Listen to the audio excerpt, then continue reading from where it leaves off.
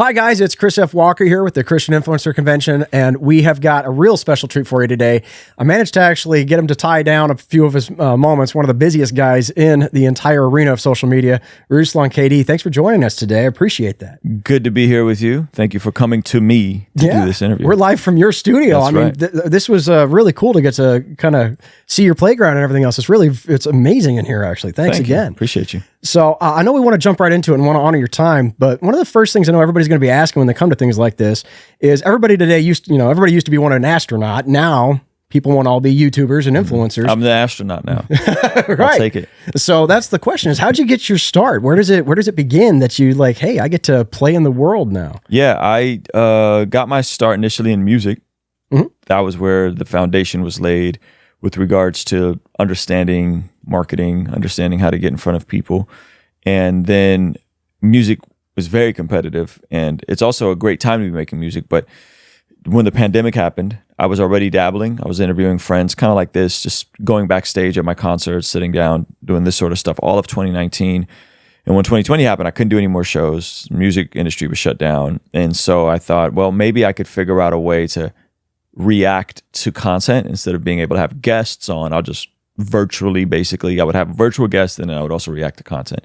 So that is basically how it started in terms of it exploding and kind of becoming my main bread and butter. Is 2020. Everyone's at home. I pivot a little bit from podcasting to primarily reaction style videos.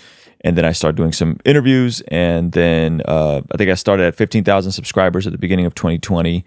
End of 2020, I was at like 40,000, and then AdSense kicked in, and I was like, oh wow, like I'm making this quickly replace my music income. Sure. So I just doubled down. At the moment I could hire on Zach to be our full-time COO, I did, and then we just kept scaling and kept growing. Started a second channel.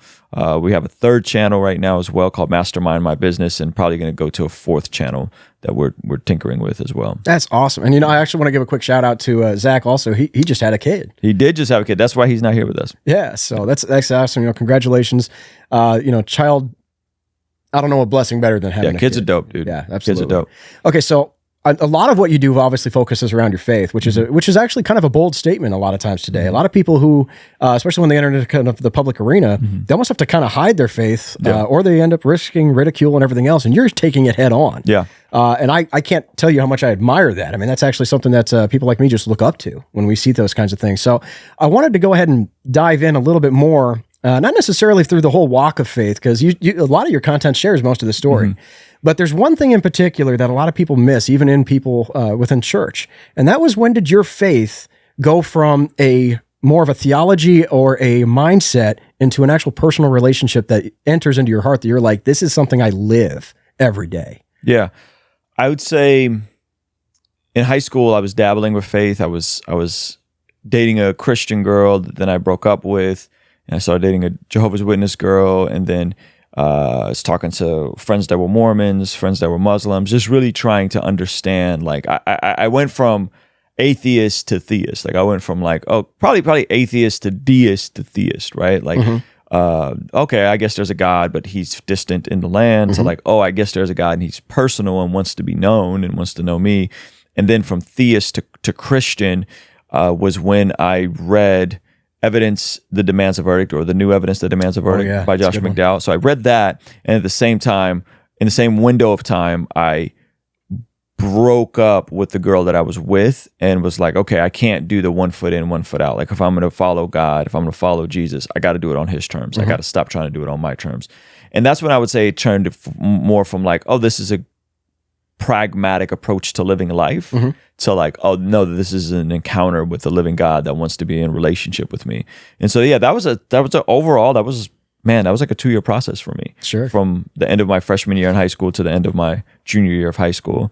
And then I would say that's when the relationship started. That's when I started reading my Bible every day. I got into a small group, started serving at my church, all those sorts of things. That's beautiful.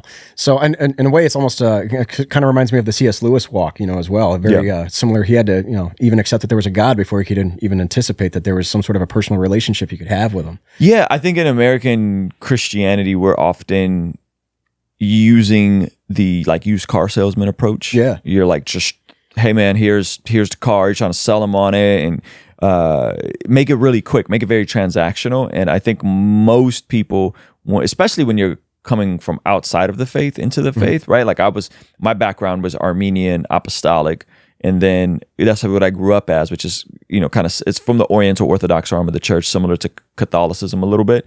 And then I was an atheist. And so when you're trying to and then I'm a Protestant, right? So when you're trying to get someone to cross over into a whole nother arm of the faith, like Protestantism, it's not going to be a, Romans road, check all the boxes, say the prayer, now you're saved, and your life is peachy. It's just more messy than that. And that was definitely the case for me.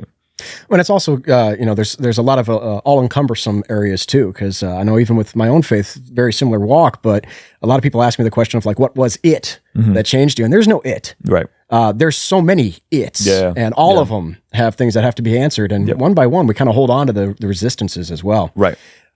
So the big thing then was, since you've gotten your music, obviously, is doing some really cool messages as well. You live out the faith so well, and you really focus on trying to do the gospel message of just reach all the world with the message itself.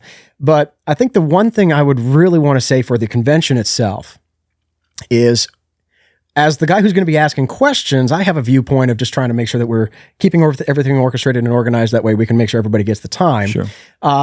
The audience, however, they're going to be hearing the questions, and they're going to have things that they're looking for or listening for. But I've been loving to hear some of the perspectives of those of you who are going to be on the other side of the table.